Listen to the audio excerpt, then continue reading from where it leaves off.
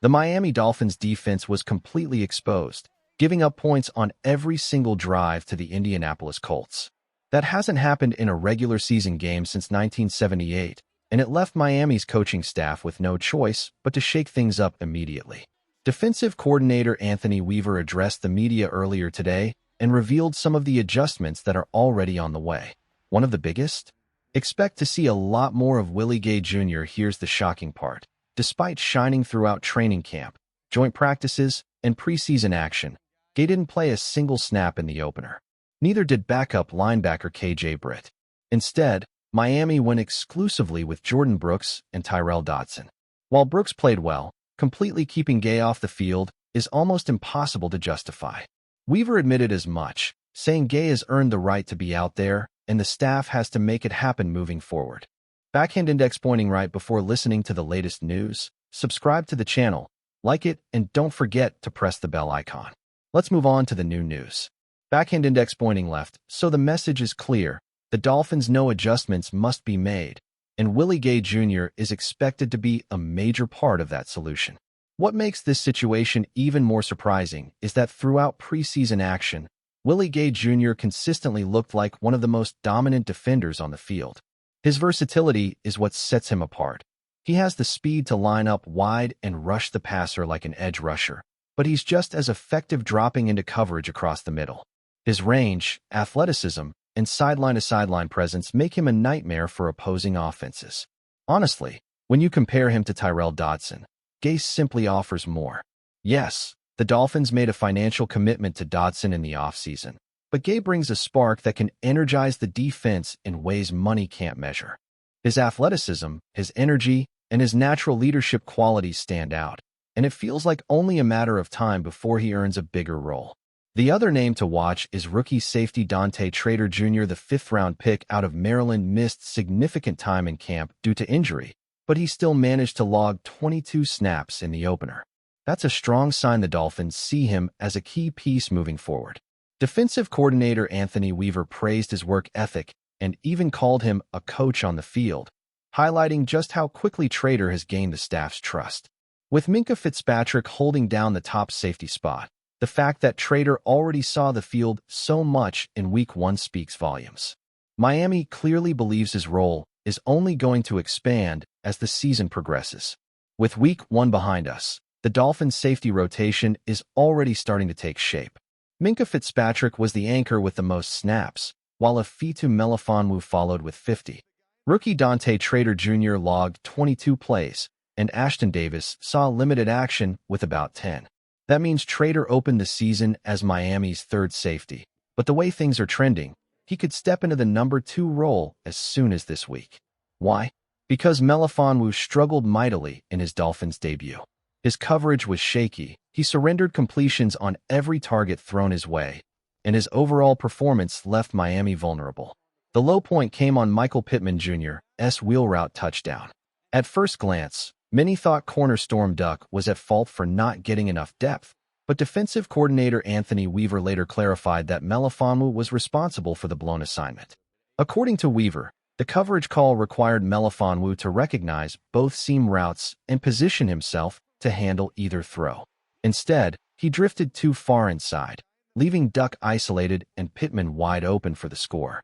That kind of mental lapse is exactly what the Dolphins cannot afford, and it opens the door for Trader Jr. to see even more snaps moving forward. On the flip side of Melifonwu's struggles, rookie Dante Trader Jr. made the most of his limited opportunities. In just 22 snaps, he recorded 2 tackles and didn't give up a single reception in coverage. One of his standout moments came in the red zone, when Jonathan Taylor nearly powered his way across the goal line. Trader flew in, wrapped up, and prevented what looked like a sure touchdown. Those kinds of instinctive, high-effort plays are exactly what the Dolphins' defense needs right now. For a rookie to show that much poise under pressure is impressive, and it's no surprise the coaching staff is already considering giving him a bigger role. If his growth continues, Trader could move from being Miami's third safety to a core piece of this defense sooner rather than later. Looking at the safety room right now, it wouldn't be surprising if Miami decided to shake things up even further. Ifeatu Melifonwu struggled in Week 1, and there's a case to be made for sliding him down the depth chart. A trio of Minkah Fitzpatrick, Dante Trader Jr., and Ashton Davis might actually give the Dolphins a more reliable and versatile group. It's not necessarily a permanent move, but after how rough the secondary looked against the Colts, change feels necessary. Sometimes a fresh mix of skill sets can spark an immediate difference, especially in a unit that underperformed as badly as Miami's did in the opener.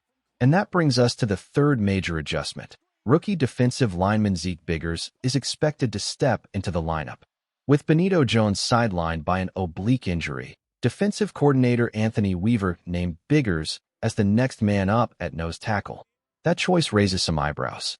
Many expected veteran Jordan Phillips to fill that spot, given his preseason work and experience. Instead, Weaver is turning to Biggers, the seventh-round pick out of Georgia Tech, showing confidence in the rookie to hold his ground in the middle. It's a bold decision, but it signals Miami's commitment to giving young talent a chance when the opportunity arises. Jordan Phillips has already proven he can handle the nose tackle role. Against the Colts, he logged 33 snaps on the defensive line, including 18 lined up directly over or just off the center. When Bonito Jones went down, it was Phillips who stepped in and absorbed most of that responsibility. That makes defensive coordinator Anthony Weaver's comments about Zeke Biggers intriguing. The rookie was inactive in Week 1, and during the preseason, he spent most of his time working in the B gap rather than anchoring the middle. On paper, Phillips still looks like the more natural replacement for Jones, but Weaver's decision suggests Biggers could finally get his first chance to be active on game day. Whether it's Phillips or Biggers filling the void, the reality is clear. Miami's defense cannot afford a repeat of last week. Allowing the Colts to score on every possession was one of the ugliest defensive performances in franchise history. Injury or not, adjustments have to be made, whether that means personnel changes, tweaking coverages, or dialing back the blitz. The Dolphins have to find answers, and fast. One of the biggest adjustments Miami has to make isn't just about personnel, it's about philosophy. In Week 1, the Dolphins blitzed more than any other team in the league, yet the results were disastrous. When you pair that aggression with coverage that wasn't balanced, it left the defense exposed far too often. The numbers tell the story. Miami played man coverage on only 24% of snaps, including a heavy dose of cover 2 at 36%, the highest rate in the NFL that week. But they never once showed a too-high man look, and the predictability hurt them. Against Indianapolis, that strategy simply didn't work, and defensive coordinator Anthony Weaver has to adjust. Going forward, the Dolphins may need to mix in more man-to-man concepts and disguise their coverages more effectively.